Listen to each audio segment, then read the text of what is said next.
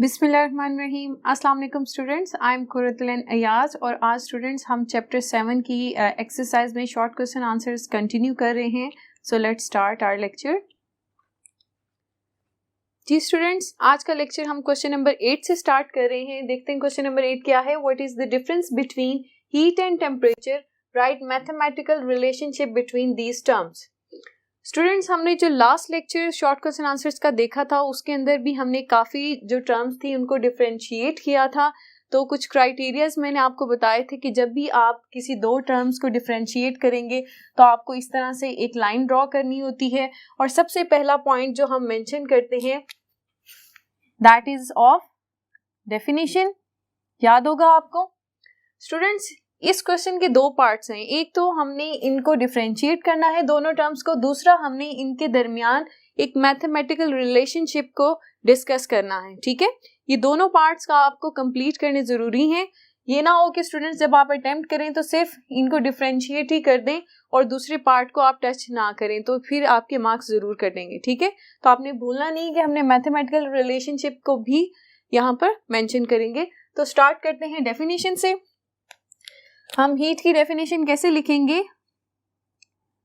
The total kinetic energy of all the molecules of a substance is called heat. ठीक है, यानी कि एक सब्सटेंस में टोटल काइनेटिक एनर्जी मॉलिक्यूल्स की जितनी होगी हम उसे क्या कहते हैं? हीट कहते हैं। इसी तरह से स्टूडेंट्स हम टेम्परेचर को भी डिफाइन करेंगे। The measure of average kinetic energy of all the molecules of a substance is called temperature. Students, temperature is proportional to the average kinetic energy of all the molecules. ठीक है, जितनी ज्यादा kinetic energy होगी molecules की उतना ही हम कहेंगे temperature होगा। बेसिकली ए टेम्परेचर हम किसे कहते हैं कि एक जो सब्सटेंस है वो कितना हॉट है या कितना कोल्ड है। ठीक है, तो उससे हम डिफाइन करते हैं कि इस सब्सटेंस का क्या टेम्परेचर होगा। तो स्टूडेंट्स हम सेकंड पॉइंट पे जाते हैं। सेकंड पॉइंट हमारे पास आएगा प्रेजेंटेशन का, कि इसे हम मैथमेटिकली या इसका सिंबल क्या है। इसको हम Q से रिप्रेजेंट करते हैं हीट को। जहां पर भी आपको स्मॉल q नजर आएगा इट्स मीन कि यहाँ पर हीट की बात हो रही है। और इसी तरह से टेम्परेचर में क्या सिंबल होगा? टेम्परेचर का सिंबल होता है कैपिटल T। ठीक है स्टूडेंट्स, याद रहे स्टूडेंट्स, आपने स्मॉल t नहीं मेंशन करना। Small t is for time, ये रॉन्ग होगा। ठीक है, capital T is the symbol of temperature. ठीक है, और यहाँ पर स्मॉल q जो है दैट इज फॉर हीट। ठीक है, नेक्स्ट पॉइंट की तरफ आते हैं हम। Heat it is not a state function. ठीक है, स्टेट फंक्शन का क्या मतलब है? ऐसी मैक्रोस्कोपिक प्रॉपर्टीज सिस्टम की जो इनिशियल और फाइनल कंडीशंस पे डिपेंड करती हैं उसे हम क्या कहते हैं? स्टेट फंक्शन कहते हैं। तो हीट जो है वो स्टेट फंक्शन नहीं है, वो इनिशियल और फाइनल कंडीशन पे डिपेंड नहीं करती। ठीक है, और जो टेम्परेचर है that depends upon the initial and final conditions, तो it is a state function. ठीक है स्टूडेंट्स, नेक्स्ट पॉइंट की तरफ आते हैं हम कि हीट को हम कैसे मेजर कर सकते हैं। हीट को मेजर कर सकते हैं bye calorimeter. It is measured by calorimeter. Calorimeter students हम स्टडी कर चुके हैं, ग्लास कैलोरीमीटर भी है और बॉम्ब कैलोरीमीटर भी है। ठीक है, इन दोनों से हम क्या मेजर कर सकते हैं? हीट। और इसी तरह से स्टूडेंट्स हम टेम्परेचर किस तरह से मेजर करते हैं? इट इज या it can be measured thermometer, जब भी आपने किसी सब्सटेंस का टेम्परेचर मेजर करना होता है तो हम क्या यूज करते हैं, थर्मोमीटर, ठीक है। और इसी तरह से स्टूडेंट्स हम नेक्स्ट पॉइंट लिखेंगे कि जो हीट है that depends upon the mass of a substance, ठीक है। अगर एक सब्सटेंस का मास कम होगा और दूसरे सब्सटेंस का मास ज्यादा होगा तो उनके अंदर हीट डिफरेंट होगी, ठीक है। It depends upon the mass of substance, जबकि टेम्परेचर जो है that do not depends upon the mass, it do not depend upon the mass of substance. इसका क्या मतलब है कि मास पे डिपेंड नहीं करता। अगर हम कहते हैं कि एक लिक्विड का टेम्परेचर जो है वो 100 डिग्री है, 100 डिग्री क्या है, that is the temperature of a liquid. अब ये टेम्परेचर जो है ये 100 ml का भी हो सकता है और 10 ml का भी हो सकता है। तो इससे क्या आपको पता चल रहा है कि वॉल्यूम पे या मास पे डिपेंड नहीं कर रहा टेम्परेचर, ठीक है, जबकि जो हीट है वो डिपेंड करता है मास पे। इसी तरह से स्टूडेंट्स हम इनके मेजरिंग यूनिट्स देखते हैं कि हीट को हम कौन से यूनिट्स में मेजर कर सकते हैं। स्टूडेंट्स हम हीट को जूल्स में मेजर करते हैं। अगर मैं यहाँ पर यूनिट की हेडिंग डाल दूं तो आपके लिए ज्यादा अच्छा होगा याद रखना। हीट के क्या यूनिट्स हैं, हम इसे जूल्स में भी कैलकुलेट करते हैं, किलो जूल्स में भी करते हैं, और इसी तरह से किलो जूल्स पर मोल आएगा, और इसी तरह से हमारे पास ये कैलोरीज में भी हम इसे मेजर करते हैं, कैलोरीज पर मोल, ठीक है। और इसी तरह से स्टूडेंट्स हम टेम्परेचर को किन यूनिट्स में मेजर कर सकते हैं, टेम्परेचर के भी डिफरेंट यूनिट्स हैं, डिग्री सेंटीग्रेड है, फ़ारेनहाइट है, ठीक है, और इसी तरह से केल्विन है जिसे कैपिटल के से डोनेट करते हैं। याद रहे स्टूडेंट्स, आप डिग्री सेंटीग्रेड के साथ भी डिग्री का साइन लगाएंगे, फ़ारेनहाइट के साथ भी डिग्री का साइन लगाएंगे, लेकिन केल्विन के साथ कभी भी आपने डिग्री का साइन नहीं लगाना। अगर किसी बच्चे ने इस तरह से मेंशन कर दिया तो ये गलत हो जाएगा, केल्विन के साथ डिग्री का साइन नहीं आएगा, ठीक है स्टूडेंट। तो ये आपने देख लिया कि हमने डिफरेंट पॉइंट्स जो हैं डिस्कस किए टेम्परेचर के और हीट के, ठीक है। 6 पॉइंट्स ये हैं। अब स्टूडेंट्स हमने इसका सेकंड पार्ट की तरफ देखते हैं, that is the mathematical relationship. तो स्टूडेंट्स आप हेडिंग डाल लें मैथमेटिकल रिलेशनशिप किसके दरमियान, हीट और टेम्परेचर के दरमियान।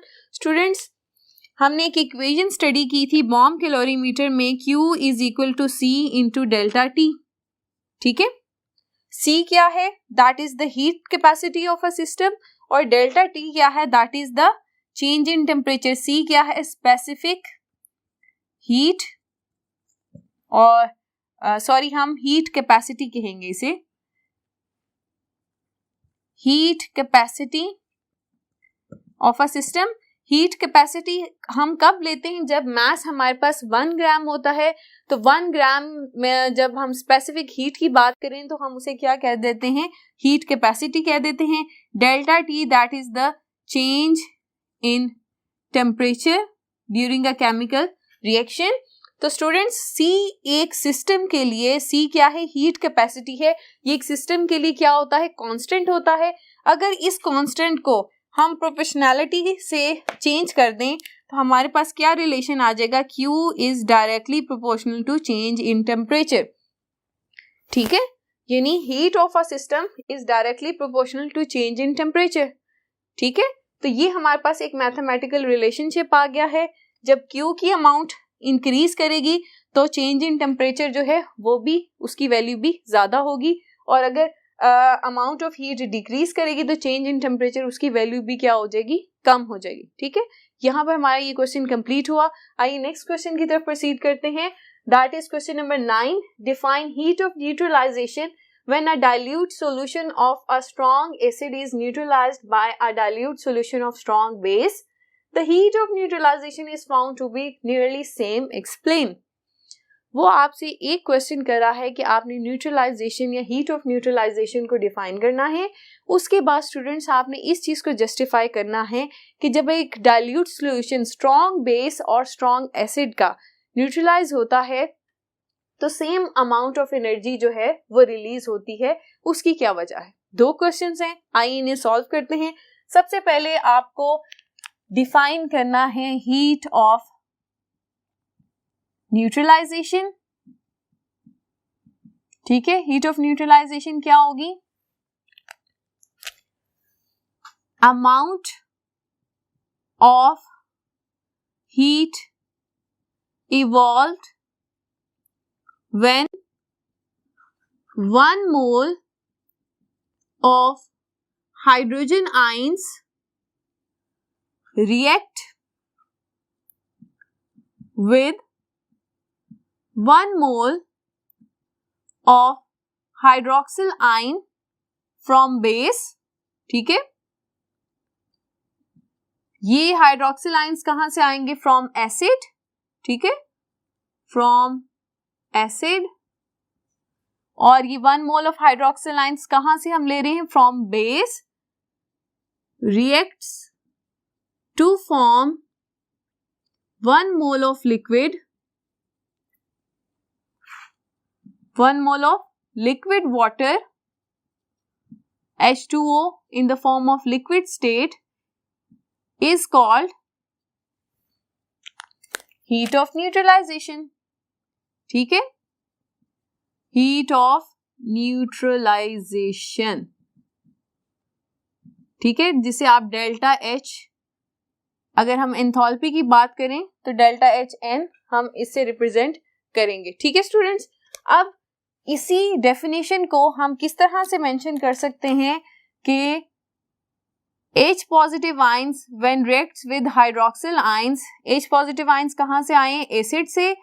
हाइड्रोक्सिल आयन कहां से आए? बेस से. ये आपस में जब मिलेंगे तो वाटर फॉर्म होता है, 1 mole of water, liquid water. तो ये बेसिकली क्या है? न्यूट्रलाइजेशन रिएक्शन है. और इसके दौरान जो हीट प्रोड्यूस होगी उसकी वैल्यू -57.4 किलो जूल पर मोल आती है.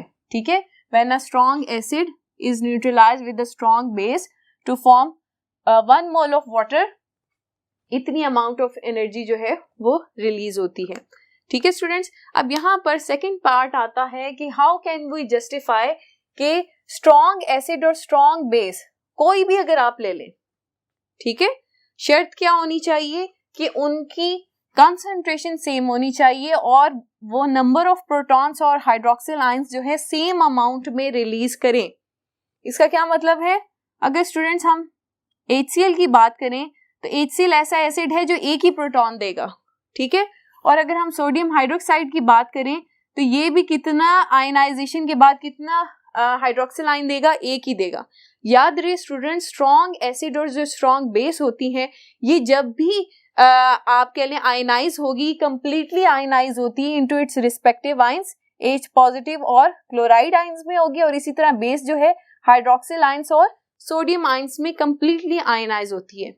जब इन दोनों के सॉल्यूशंस को हम कंबाइन करते हैं तो क्या होता है? वाटर फॉर्मेशन होती है. तो सिंपल स्टूडेंट्स, अगर हम न्यूट्रलाइजेशन रिएक्शन को इस तरह से एक्सप्लेन करें, the formation of water from its ionic components. ठीक है, यानी जब एसिड और बेस रिएक्ट करते हैं तो वाटर फॉर्मेशन होती है from their respective ionic components. तो इसको हम क्या कहेंगे? न्यूट्रलाइजेशन रिएक्शन कहेंगे.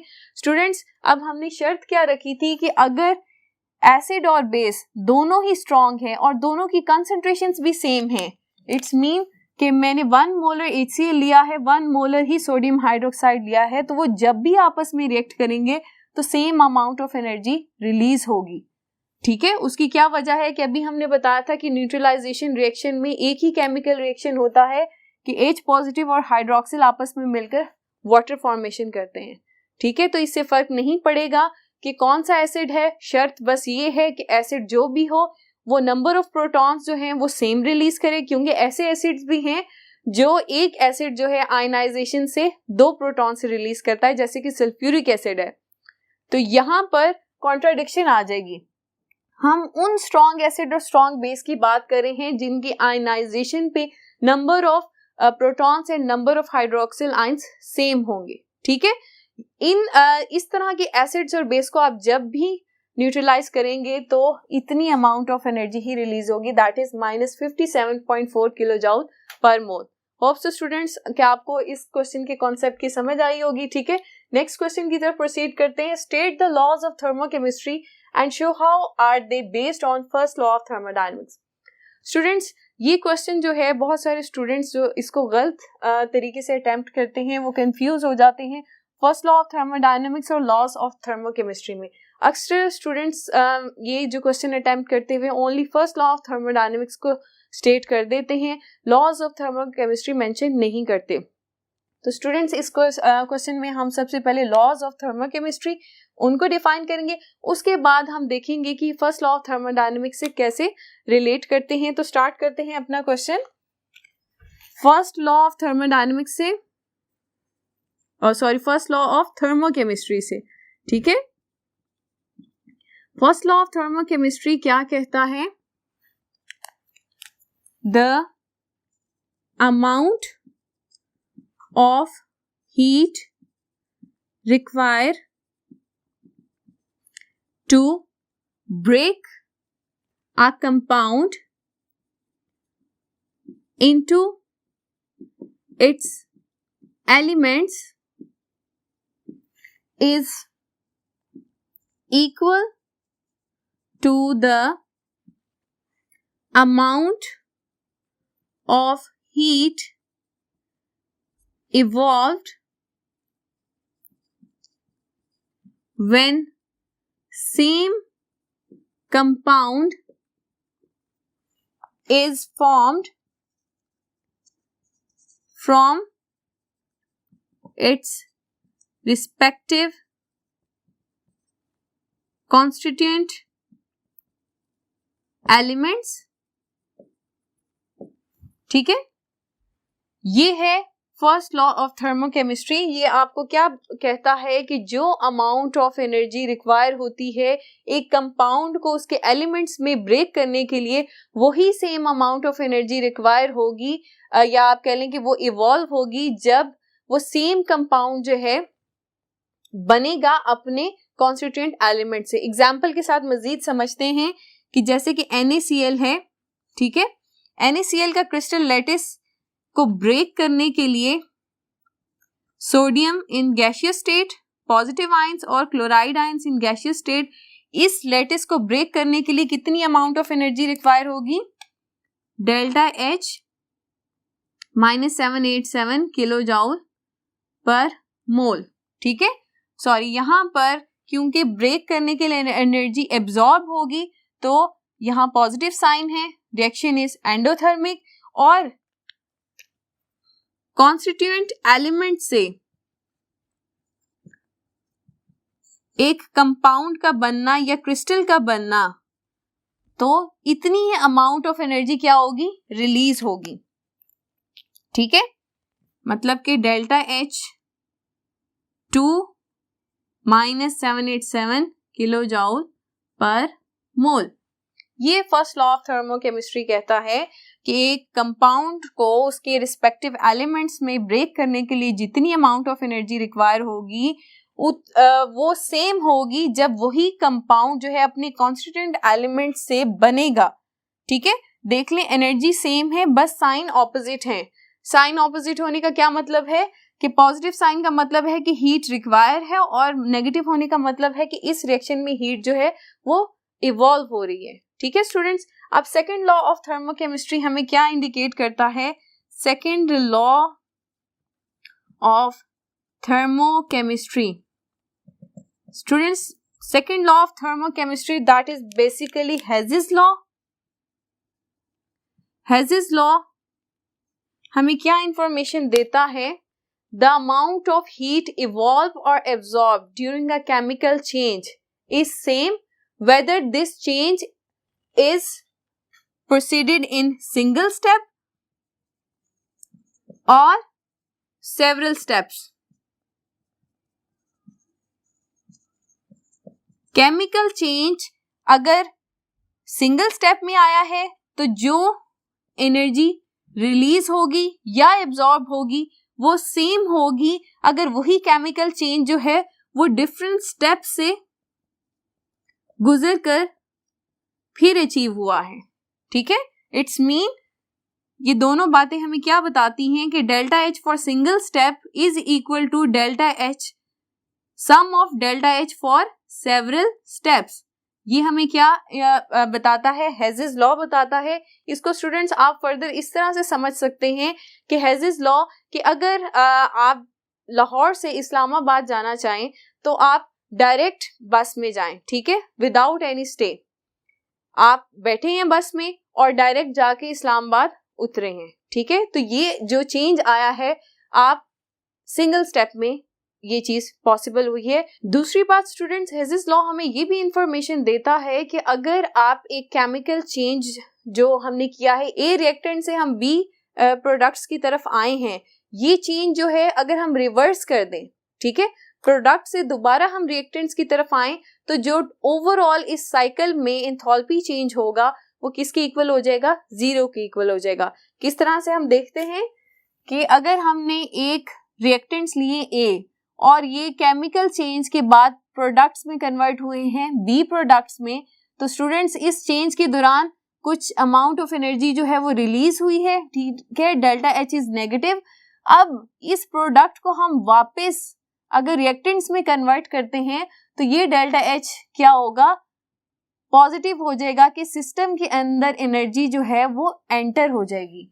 ठीक है, जितनी हीट निकली थी और रिवर्स प्रोसेस में क्या होगा? वो अमाउंट ऑफ एनर्जी जो है वो सिस्टम में एड अप हो जाएगी. तो overall sum of enthalpy changes in a cycle किसके इक्वल हो जाएगा? 0 के इक्वल हो जाएगा. जो कि क्या इंडिकेट कर रहा है? Law of conservation of energy, कि जितनी अमाउंट ऑफ एनर्जी सिस्टम में से निकली थी जब आप उसके रिवर्स में गए हैं वो सेम अमाउंट ऑफ एनर्जी उसके अंदर एड अप हो गई है. किस तरह से? इस रिएक्शन को भी हम एज एन एग्जांपल ले सकते हैं कि NaCl सॉलिड से जब अपने कॉन्स्टिट्यूएंट पार्टिकल्स में हमने इसको ब्रेक किया तो जो अमाउंट ऑफ एनर्जी रिलीज हुई थी सेम अमाउंट ऑफ एनर्जी हमें चाहिए थी जब हम वापस अपने इनिशियल प्रोडक्ट जो कि NaCl था उसकी तरफ गए हैं. क्या थी? डेल्टा एच साइकिल कैसे होगा? 787 माइनस 787 किसकी इक्वल हो जाएगा? 0 की इक्वल हो जाएगा. ठीक है स्टूडेंट्स, ये हमने दोनों लॉस को एक्सप्लेन कर दिया और आगे हमारे पास फर्स्ट लॉ ऑफ थर्मोडायनेमिक्स हमने उसको देखना है. First law of thermodynamics that is based on law of conservation of energy, that is energy can neither be created nor be destroyed. ठीक है, during a chemical change energy can neither be created nor be destroyed. It only changes from one form to another. ठीक है, ये first law of thermodynamics हमें explain करता है law of conservation of energy. Students, अब आप देख सकते हैं सेकंड लॉ ऑफ थर्मोकेमिस्ट्री है that also explains law of conservation of energy. ठीक है, ये डेल्टा एच साइकिल जो है हमें बता रहा है कि जितनी अमाउंट ऑफ एनर्जी एक केमिकल चेंज में रिलीज हुई थी रिवर्स रिएक्शन में उतनी अमाउंट ऑफ एनर्जी जो एंटर होगी ये किसको सपोर्ट करिए? Law of conservation of energy को. इसी तरह से स्टूडेंट्स अगर हम फर्स्ट लॉ ऑफ थर्मोडायनेमिक्स में देखें तो यहाँ पर भी law of conservation of energy he support कर रहा है कि जितनी अमाउंट ऑफ एनर्जी आपको एक कंपाउंड को उसके एलिमेंट्स में कन्वर्ट करने के लिए चाहिए होगी वो सेम अमाउंट ऑफ एनर्जी जो है इवॉल्व होगी जब वो अपने कॉन्स्टिट्यूएंट पार्टिकल से एक कंपाउंड में चेंज होगा. ठीक है स्टूडेंट्स, तो हमने जस्टिफाई कर दिया कि फर्स्ट लॉ ऑफ थर्मोकेमिस्ट्री और second law of thermochemistry first law of thermodynamics that is law of conservation of energy उससे कैसे रिलेट कर रहे हैं. ये क्वेश्चन हमारे यहाँ पर कंप्लीट होता है. नेक्स्ट क्वेश्चन की तरफ आते हैं. What is a thermochemical equation? Give 3 examples. What information do they convey? Students, ये चैप्टर 7 में most important short question answers है. अक्सर बोर्ड के क्वेश्चंस में ये जरूर आ जाता है. इसको अटेम्प्ट करना के 3 पार्ट्स हैं। देखिए सबसे पहले आपको थर्मोकेमिकल इक्वेशन इसको डिफाइन करना है, फिर इसकी 3 एग्जांपल्स देनी है और ये भी बताना है कि ये इक्वेशन आपको क्या इंफॉर्मेशन देती है। आपने इसके तीनों क्राइटेरियाज पूरे करने हैं। तो स्टार्ट करते हैं डेफिनेशन से। जी, थर्मोकेमिकल इक्वेशन की डेफिनेशन क्या होगी? द बैलेंस्ड chemical equation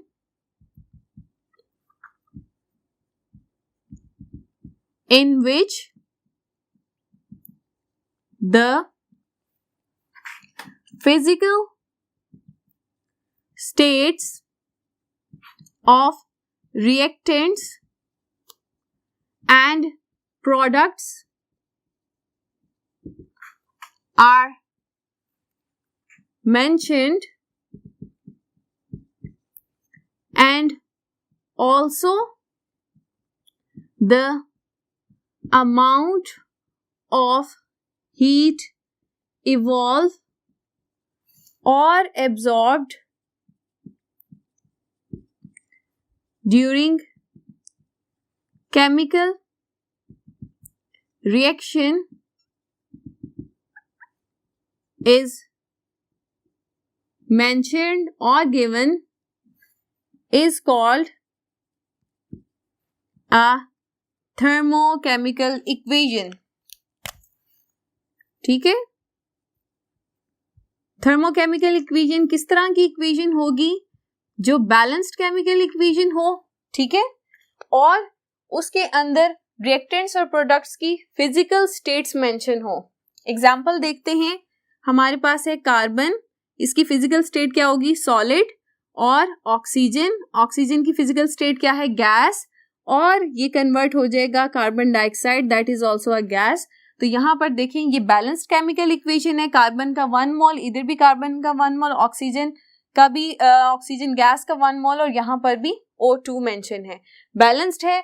दूसरी बात ये कि रिएक्टेंट्स और प्रोडक्ट्स की फिजिकल स्टेट्स मेंशन है। ये हमारे रिएक्टेंट्स हैं, ये प्रोडक्ट्स हैं। फिजिकल स्टेट मेंशन है, कार्बन सॉलिड है, ऑक्सीजन गैस है, और कार्बन डाइऑक्साइड जो प्रोडक्ट बना है वो भी गैस है। और साथ में ही कितनी अमाउंट ऑफ एनर्जी इसमें से इवॉल्व हुई है? -393.5 किलो जूल पर मोल। ठीक है, ये अमाउंट ऑफ एनर्जी है जो इस रिएक्शन के दौरान जो है इवॉल्व हुई है। तो that is a proper thermochemical equation. ठीक है, 3 एग्जांपल्स हमें कही गई हैं, तो हम 3 लिख देते हैं। दूसरी है नाइट्रोजन ऑक्सीजन के साथ जब रिएक्ट करेगी तो 2NO, ये हमारे पास प्रोडक्ट आ गया है। तमाम जो है गैसियस स्टेट में है, और इस रिएक्शन के दौरान जो एनर्जी रिलीज होती है that is 180 kilo joule per mole. Sorry, यहाँ पर पॉजिटिव साइन है, तो इसका मतलब एनर्जी जो है वो एब्जॉर्ब हुई है। और थर्ड हम इसके अंदर देख लेते हैं, hydrogen in the form of gaseous state convert into atomic hydrogen, gaseous state में है। ठीक है, बैलेंस केमिकल इक्वेशन है, और इसके दौरान जो डेल्टा H हीट एब्जॉर्ब होती है that is 218 kilo joule per mole. ठीक है स्टूडेंट्स, तो ये हमारे पास 3 एग्जांपल्स आ गई हैं, 1, 2 एंड 3। लास्ट इस क्वेश्चन का पार्ट है कि what information do they convey. ठीक है, तो क्या इंफॉर्मेशन हमें थर्मोकेमिकल इक्वेशंस प्रोवाइड करती हैं? नंबर 1, हम थर्मोकेमिकल इक्वेशन से physical states of reactants and products हमें वो पता चल जाती हैं। ठीक है, इसी तरह से students exact number of moles for reactants and products हम फाइंड आउट कर सकते हैं। Exact number of moles for reactants of reactants and products. ठीक है, और लास्ट स्टूडेंट्स हमें ये भी पता चलता है कि एक केमिकल चेंज के दौरान कितनी अमाउंट ऑफ एनर्जी रिलीज हुई थी या एब्जॉर्ब हुई थी, कि रिएक्शन हमारा एंडोथर्मिक था या एक्सोथर्मिक था। amount of heat evolved or absorbed, ठीक है, during reaction। ये तीन इंफॉर्मेशन हैं जो एक थर्मोकेमिकल इक्वेशन जो है हमें प्रोवाइड करती है। तो क्राइटेरिया कंप्लीट हो गया, डेफिनेशन दी हमने, 3 एग्जांपल्स दी और इंफॉर्मेशन हमने दी कि थर्मोकेमिकल इक्वेशन से हमें क्या इंफॉर्मेशन मिलती है। तो स्टूडेंट्स, आज का लेक्चर हमारा यहाँ पर ख़त्म होता है। अपना बहुत सा ख्याल रखिए। अल्लाह हाफिज़।